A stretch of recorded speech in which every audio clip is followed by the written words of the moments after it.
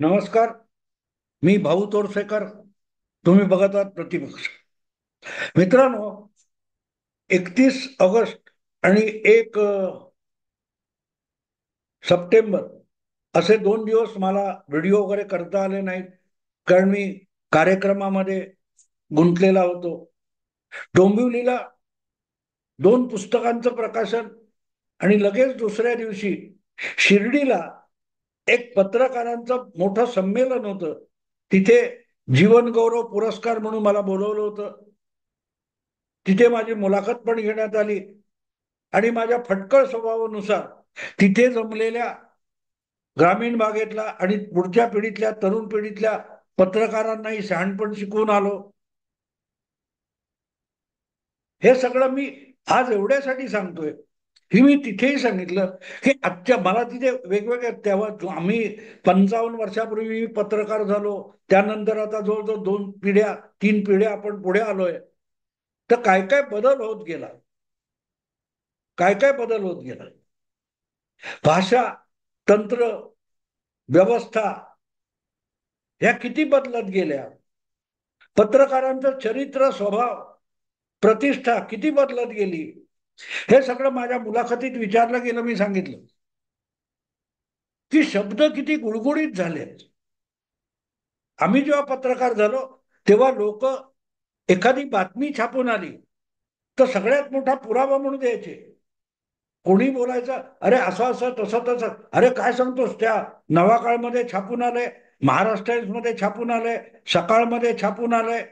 म्हणजे छापून आलेली जी गोष्ट असते ती 100% सत्य आहे असं वाचकाला आणि सामान्य जनतेला वाटत होतं.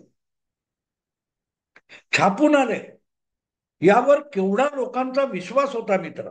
आम्ही पत्रकार झालो तेव्हा पत्रकारिता किती प्रतिष्ठित होती की डोळे झाकून आम्ही ज्या बातम्या लिहायचो, आम्ही जे लेख लिहायचो, त्या पिढीतले किंवा आमच्या आधीचे, याच्यावर सामान्य जनता डोळे झाकून विश्वास ठेवत होती. छापून आले म्हणजे मी स्वतःच्या डोळ्यांनी बघितलंय, मी माझ्या कानाने ऐकले. असं जे सामान्यतः लोक बोलतात तसं एक तिसरा आयाम होता. अरे काय सांगतो, हो छापून आले असं लोक म्हणायचे. ही पत्रकारितेची विश्वासार्हता होती, वर्तमानपत्राची आणि माध्यमांची ही विश्वासार्हता होती. मी त्या संमेलनात तरुण पिढीच्या जमलेल्या पत्रकारांना तेच सांगितलं, आपण तो विश्वास गमावून बसलोय. कारण आपण आज सांगितलं तर 2 तासांनी ते खोटं पडतं. इतक्या उथळ अफवा आणि कुजबुजीला आपण सत्य म्हणून पेश करण्याचा प्रयत्न करतो. मग भाषा वगैरे वगैरे मुद्दे आले आणि आज मला त्यापैकी भाषेवर मुद्दाम बोलायचं. गेले 8-15 दिवस आता हळूहळू काय ते हरियाणा आणि जम्मू काश्मीर या निवडणुका लागलेल्या आहेत. गेल्या 2 वेळेला 5 वर्षापूर्वी आणि 10 वर्षापूर्वी हरियाणा आणि महाराष्ट्राची विधानसभा निवडणूक एकाच वेळेला झालेली होती. आणि त्यामुळेच आत्ता सुद्धा 2024 मध्ये हरियाणा आणि महाराष्ट्राच्या विधानसभा निवडणुका एकाच वेळा होतील ही अपेक्षा होती. पण हरियाणाची निवडणूक वेळेवर होते आणि महाराष्ट्राची निवडणूक ही लांबलेली आहे. आणि लांबलेली एवढ्यासाठी किती होईल, डिसेंबरच्या आत होईल. 2025 उजाडण्यापूर्वी महाराष्ट्राची नवी विधानसभा ही निवडली गेली जाईल याविषयी माझ्या मनात शंका नाही. पण ती हरियाणा बरोबर झाली नाही आणि म्हणून ती लांबली गेली असं म्हणतो आपण. पण तरीही सगळे पक्ष, सगळ्या आघाड्या, सगळे इच्छुक उमेदवार वगैरे कंबर कसून कामाला लागलेले. वेगवेगळे पक्ष आपले उमेदवार ठरवायला बघतायत. वेगवेगळ्या आघाड्या युत्यांमध्ये जागा वाटपांवरून हाणामारी आहे. अशा वेळेला जे इच्छुक असतात आणि ज्यांच्यामध्ये आपण ज्या पक्षात आहोत तिथून तिकीट मिळण्याविषयी खात्री नसते आणि जिंकून येण्याचा आत्मविश्वास नसतो, असे लोक पक्षांतर करत असतात. गेल्या निवडणुकीच्या वेळेला 5 वर्षापूर्वी तुम्हाला आठवत असेल, भाजपमध्ये इनकमिंग चालू, भाजपमध्ये इनकमिंग चालू, काँग्रेस किंवा राष्ट्रवादीमध्ये आउटगोईंग चालू, अशा बातम्या यायच्या. ही भाषा होती वर्तमानपत्राची, ही भाषा होती, इनकमिंग चालूच. असं.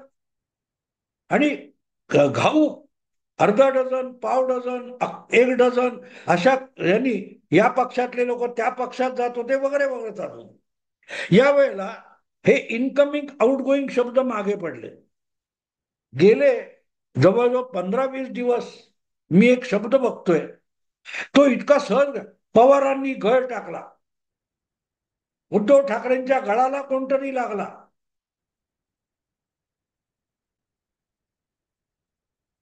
2.5 वर्षापूर्वी जेव्हा देवेंद्र फडणवीस किंवा भाजपच्या गळाला शिवसेनेचे 40 आमदार लागले होते, तेव्हा गळ हा शब्द नव्हता. खोके खोके खोके, गद्दार गद्दार गद्दार, 50 खोके एकदम ओके.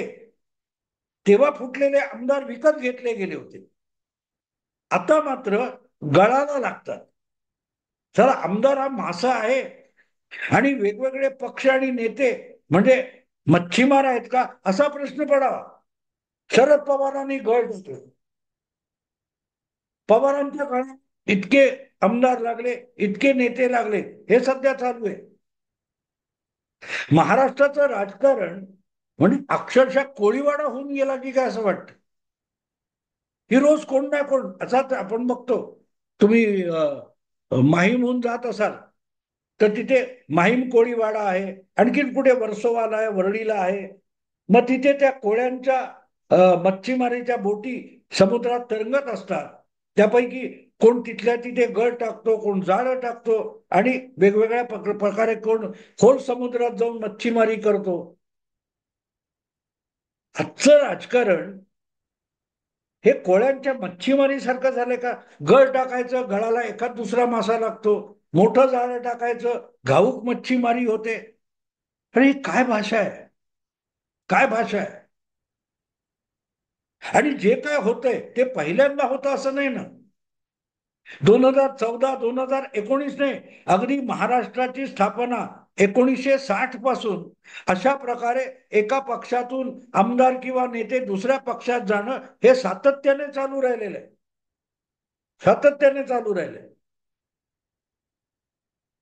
ज्या काँग्रेस पक्षाला संयुक्त महाराष्ट्र समितीतल्या सगळ्या विरोधी पक्षांनी एकजूट करून महाराष्ट्रात निवडणुकीत पाणी पाजलं, त्यामध्ये काँग्रेसचं जबरदस्त खच्चीकरण झालेलं होतं. पण तरीही आमदारांची संख्या विदर्भ मराठवाड्यामुळे अधिक असल्याने 1960 नंतर सुद्धा काँग्रेसच सरकार महाराष्ट्रात होतं, पण संख्याबळ कमी होतं, नेते नव्हते, आक्रमक नेते नव्हते. म्हणून यशवंतराव चव्हाणांनी समाजवादी पक्ष असेल, कम्युनिस्ट पक्ष असेल, प्रामुख्याने शेतकरी कामगार पक्ष असेल, त्यातल्या अनेक नेत्यांना सत्तेची लालूच दाखवून काँग्रेस पक्षात आणलं होतं. 1960 सालानंतरचा काँग्रेस पक्ष बघाल तुम्ही, तर त्यामध्ये ओरिजिनल काँग्रेसवाला कोण हे शोधत गेलात तर शेवटचा कोण होता, काय तो कुळपुरुष, तो सापडणार नाही तुम्हाला. आज विजयसिंह मोहिते पाटलांचे चिरंजीव खासदार झाले, पण विजयसिंह मोहिते पाटलांचे पिताजी शंकरराव मोहिते पाटील हे शेतकरी कामगार पक्षाचेच होते. त्यांना यशवंतरावांनी काँग्रेसमध्ये आणलं. कराडचे यशवंतराव मोहिते काँग्रेस पक्षाचेच होते. अगदी अलीकडच्या काळात म्हणजे मी खूप नावं मला आता फटाफट सांगत गेलो तर तुम्हाला आश्चर्य वाटेल. तेव्हापासून चालू आहे. अगदी 1971 साली लोकसभेच्या निवडणुका झाल्या तेव्हा ईशान्य मुंबईतून निवडून आलेले तुमचे राजाभाऊ कुलकर्णी हे मुळात समाजवादी पक्षाचे, जुन्या, आजच्या अबू आझमीच्या समाजवादी पक्ष नाही, प्रजा समाजवादी पक्ष, संयुक्त समाजवादी पक्ष, मृणाल गोरे, जॉर्ज फर्नांडिस, मधु लिंबे यांच्या समाजवादी पक्षातले राजाभाऊ कुलकर्णी हे काँग्रेसमध्ये जाऊन खासदार झाले. पुढच्या काळात त्याच मध्य मुंबईतून शरद दिघे हे मूळचे समाजवादी हे तिकडे जाऊन नेते झाले. अगदी अलीकडच्या आठवणीत सांगायचं तर शरदराव गोरेगावचे हे पण मूळचे समाजवादी हे तिकडे गेले. असे विविध पक्षातून काँग्रेसमध्ये माणसं येत गेली, पण आम्ही कधी कोणी यशवंतरावांनी गळ टाकला, शरद पवारांनी जाळं टाकलं, असली भाषा वापरलेली नव्हती. कुठच्याही पक्षातले नेते आमदार जे कोणी असतील, निवडून आलेले प्रतिनिधी, ते गळाला लागणारे मासे ही कल्पना नव्हती. मतलबासाठी, स्वार्थासाठी सुद्धा पक्ष बदलले गेलेले. पण आमदार, खासदार, नगरसेवक या लोकांना समाजात एक प्रतिष्ठा आहे. एका मोठ्या लोकसंख्येने त्यांना आपलं प्रतिनिधी म्हणून विधानसभेत, लोकसभेत किंवा महापालिकेत, जिल्हा परिषदेत पाठवलेलं आहे. तर त्यांना हिणवणारे शब्द वापरू नयेत एवढी तरी अक्कल पत्रकारांकडे होती. हे काय, मी गेला महिनाभर 15 दिवस तरी गळ टाकला, पवारांनी गळ टाकला. काय पवार काय ती कोळीवाड्यातली तांबडी लोकरीची टोपी आणि खाली रुमाल गुंडाळून मच्छीमारी करायला निघालेत का? व दुसरा कुठचे फडणवीस असतील, उद्धव ठाकरे असतील, हे पण काय मच्छीमार झालेत का? ही भाषा कुठची आहे मित्रांनो? ही भाषा कुठची आहे? आणि त्यातून आशय काय दाखवता? पक्षांतर होत आली म्हणूनच जवळजवळ 35 वर्षापूर्वी राजीव गांधींच्या काळात पक्षांतर विरोधी कायदा आला, त्याच्या दुरुस्त्या झाल्या. पण पक्षांतर होत राहिलं आणि पक्षांतर नुसतं एकाच दुसरं नाही, घाऊक पण झालेलं आहे. गुजरातमध्ये चिमणबाई पटेल आणि हरियाणामध्ये भजनलाल अशा मुख्यमंत्र्यांनी आपलं मंत्रिमंडळ, आपला सगळा पक्ष, आपल्या पक्षाचे सगळे आमदार घेऊन काँग्रेसमध्ये आपले पक्ष विलीन केलेले. तेव्हा गळ टाकणं ही भाषा आली कुठून? आणि हे बोलणारे किंवा त्यावर प्रतिक्रिया देणारे जे जे कोणी लोकप्रतिनिधी असतील, पक्षांचे प्रवक्ते असतील, त्यांनाही माझा सवाल आहे, तुम्हाला असल्या विषय, बातम्या याच्यावर संतप्त प्रतिक्रिया देता येत नाही? कदाचित ही काल शिमडी पोरं पत्रकार झाली, ती खोड्यासारखी भाषा वापरत असतील, पण ते वापरतात त्या भाषेतून आपला आणि आपल्या एकूण पेशाचा आणि प्रतिष्ठेचे अवहेलना होते. हे या प्रवक्त्यांना, नेत्यांना कळत कसं नाही? कुठच्या तरी चॅनेलवर, कुठच्या तरी चर्चेमध्ये भाग घेताना गळ टाकले अशी भाषा आली, किंवा जाळ्यात आमदार अडकले अशी भाषा आली, तर का कुठले प्रवक्ते रोखत नाही? ही भाषा आहे का? अगदी काल परवाची भाषा आहे. कशावर तरी शरद पवारांची प्रतिक्रिया विचारली, तर शरद पवारांनी सांगितलं हे सगळी पत्रकारितेचा दर्जा घसरलेला आहे. पण शरद पवार का कानपिचक्या देत नाही? शरद पवारांनी का विचारलं नाही एका कॅमेरा घेऊन आलेल्याला, काय मी मच्छीमार वाटतो तुम्हाला, गळ टाकून बसलोय, की बाबा ते हलेल, तो काटा अडकला की पाण्यावर तरंग उठतील आणि मग मी खेचेन? काय प्रकार आहे? कुठची भाषा आहे? आणि जे कोणी सार्वजनिक क्षेत्रामध्ये वावरणारे नेते, वक्ते, प्रवक्ते, आमदार वगैरे आहेत, यांनी पण अशी भाषा वापरणाऱ्या पत्रकाराला प्रसिद्धी मिळत असली तरी ती लाथाडून सुधारण्याची जबाबदारी घेतली पाहिजे. पत्रकारिता घसरली असं आम्ही पण म्हणतोय, पण ती सुधारण्याची जबाबदारी ही समाजाची आहे, जाणकारांची आहे. वाचकांनी, श्रोत्यांनी असली भाषा ऐकता कामा नये. राजकारण्यांनी अशी भाषा वापरणाऱ्या कॅमेरेवाले असोत की छापील पत्रकार असोत, त्यांना बहिष्कृत केले पाहिजे. सार्वजनिक जीवनात लोकांना केवढी प्रतिष्ठा होते मित्रांनो. मला शाळकरी वयात आठवतं, तेव्हा नगरसेवक हा शब्द नव्हता. तो नगरसेवक हा शब्द बाळासाहेबांनी 1968 साली शिवसेनेनी पहिली महापालिका निवडणूक लढवली तेव्हा आणला. त्याच्या आधी नगरपालिकेच्या सदस्यांना सिटी फादर्स म्हटलं जायचं आणि त्याचं मराठीत रूपांतर नगरपिता असं व्हायचं. बाळासाहेब म्हणाले, हे काय, निवडून आलेला बाप कसा असेल? तो प्रतिनिधी आहे, तो नोकर असला पाहिजे, तो सेवक असला पाहिजे, म्हणून बाळासाहेबांनी हे केलं. पण तेव्हा मला आठवतं वर्तमानपत्रामध्ये एखाद्या वॉर्डातला कुठल्याही पक्षाचा असो, तो नगरपिता असायचा.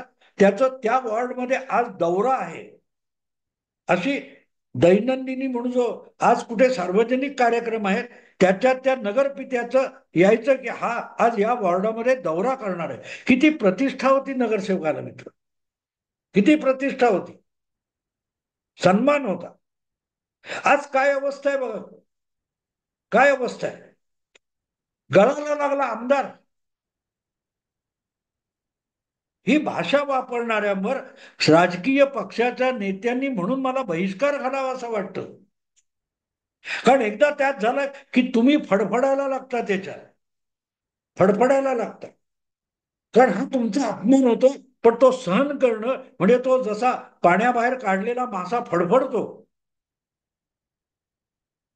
आणि सार्वजनिक जीवनात वावरणारे आमदार, नेते, काय ते प्रवक्ते, कोणी कार्यकर्ते, नगरसेवक, कोण मंत्री असतील, त्यांच्या चारित्र्याशी राजरोस खेळ चाललेले आहे. खोटे नाटे वाटेल ते आरोप, बिनबुडाचे आरोप. हा त्या पक्षावर करतो, तो या पक्षावर करतो, त्याच्या पक्षातला या नेत्यावर करतो. सगळ्यांची प्रतिष्ठा माती मोल करून टाकलेली आहे. तो कोण लागून गेलाय. एक तर तू राहशील किंवा मी राहीन, असली भाषा नेत्यांनी वापरली तरी ती दाखवू नये, ऐकू नये, ही सभ्यता पत्रकार विसरून गेलेत. बाळासाहेबच नाही, आचार्य अत्रे सुद्धा इतक्या भयंकर आक्रमक भाषेत बोलायचे. पण बातम्या लिहिताना महाराष्ट्र टाइम्स असेल, लोकसत्ता असेल किंवा नवा काळ असेल, नवशक्ती असेल, अशा वर्तमानपत्रांनी कधी अरे तुरेची नेत्यांविषयीची भाषा छापली नाही. मी जेव्हा नवा पत्रकार होतो तेव्हा माझ्यावर जे संस्कार झाले, जॉर्जला काय कळतं असं बाळासाहेब शिवाजी पार्कच्या सभेत बोलले होते, मी ते शब्दशः लिहिले. तर माझ्या सिनियर्सनी ते म्हणाले ते तिकडे सभेत बोलले असेल, पण इथे आपण बाळासाहेबांचा अपमान, आपला फर्नांडिस या नेत्याचा अपमान होईल असे शब्द वापरायचे नाहीत. मला ते रिराईट करायला लावलं, दुरुस्त करायला लावलं. मधुलिमांची मला आठवण आहे. मधुलिमांची 1972 मध्ये मी मुलाखत घ्यायला गेलो होतो आणि मी टिप्पणी घेत होतो. तर लिहिता लिहिते जॉर्ज आपला भुत्तो म्हणाला असं मी लिहिलं होतं आणि ते मधुलिमांच्या नजरेत भरलं. ते म्हणाले काय लिहिलेस तू. म्हटलं काय नाही, तुम्ही सांगताय ते मी फक्त टिपणं घेतो. नाही नाही, तू भुत्तो काय म्हणाला असं म्हटलेस, लिहिलंयस. तो एका देशाचा पंतप्रधान आहे, त्याला अरे तुरे नाही करायचं. शत्रू देशाचा आहे, पण तो पंतप्रधान आहे, त्याचा पंतप्रधान म्हणून सन्मान राखला गेला पाहिजे. ह्या कानपिचक्या मला मधुलिमाने दिलेल्या 1972 साली. एकदा एस एम जोशींविषयी बोलता बोलता एकेरी उच्चार माझ्याकडून झाला. बाळासाहेबांनी माझी हजामत केली होती. म्हणजे पायाशी बसायची लायकी आहे का एस एमच्या तुझ्या. केवढा ऋषितुल्य माणूस. म्हणजे राजकारणातला विरोधक असला तरी नुसता एकेरी शब्द एस एम विषयी बोललेला अण्णांबद्दल बाळासाहेबांना आवडला नव्हता. आणि आज काय चाललंय, आपण काय भाषा ऐकतोय मित्र, काय भाषा आहे. महाराष्ट्राचे सुसंस्कृत मंत्री म्हणून उद्धव ठाकरेंचा उल्लेख होतो. आणि ते उद्धव ठाकरे काय बोलतात, एक तर तू राहील, नाही तर तू राहशील किंवा मी राहील. अरे काय दाऊद आणि गवडी चालू आहे, काय चालू आहे. छोटा शकील आणि छोटा काय तो राजन यांच्यातला डिबेट चालू आहे. हे आपण दाखवतो मित्र. आणि त्यामुळे हा सगळा कोळीवाडा किंवा मासळी बाजार होऊन गेलेला आहे. गळ टाकलाय, जाळ्यात अडकले, हे त्यातून आलंय. आमदारांना, नगरसेवकांना, राजकीय यांना कोणालाही प्रतिष्ठा राहिलेली आहे आणि आपल्यालाही राहिली नाही.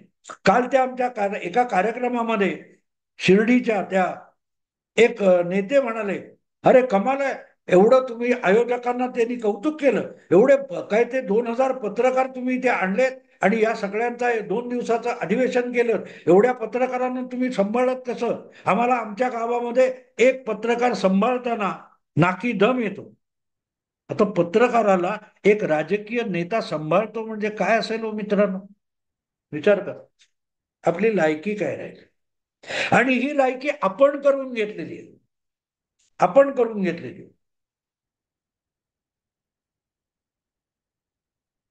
त्या फडाच्या मंचावर नाचायला लागलात ना की अंगावर जो दौलत ज्यादा करतो ना त्याला शहाणपण शिकवता येत नाही. शहाणपण नाही शिकत. आपण ही भाषा आपण वापरायला लागलो, राजकीय नेते वापरायला लागले, मग राजकीय नेते वापरतात म्हणून आपण सांगायला लागलो. नाही. सखा पाटलाविषयी कायम आचार्य अत्रे तो सदोबा पाटील असा उल्लेख करायचे, पण चुकूनही सखा पाटलांनी सुद्धा आचार्य अत्र्यांबद्दल अपमानित करणारे शब्द वापरले नाहीत. आणि समोरासमोर किंवा भाषणाचा विषय सोडला किंवा लेखनाचा विषय सोडला तर आपण समोरच्याला सन्मानाने वागवावं, हे काय त्या मर्यादा अत्र्यांनी सुद्धा पाळलेल्या होत्या. आज त्या सगळ्याचा बट्ट्याबोळ झाला असेल तर कोणीही कोणाकडूनही सुसंस्कृतपणाची अपेक्षा बाळगू नये. आपणच पत्रकारांनीच राजकारणाचा मासळी बाजार करून टाकलाय आणि म्हणून मग गळ टाकणे वगैरे येतं. मित्रांनो, आता इथेच थांबतो. आवडलं लाईक करा, शेअर करा, सबस्क्राईब करा. नमस्कार.